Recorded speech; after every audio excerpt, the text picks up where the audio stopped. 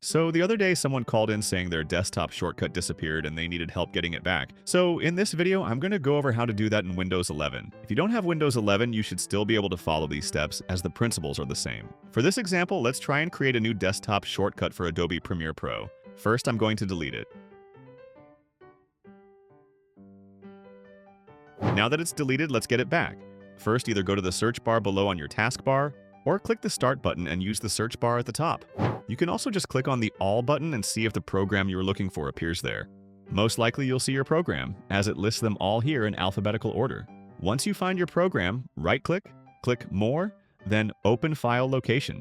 From there, you're going to right-click again on the program icon, click Show More Options, then Create Shortcut. Sometimes you'll get this notification that states it can only create a shortcut on the desktop, which is fine because that's what we wanted in the first place. Click Yes, then we're done.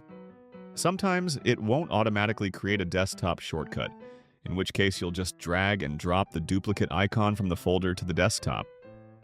Before I end this video, I want to briefly talk about two other features people seem to get confused about.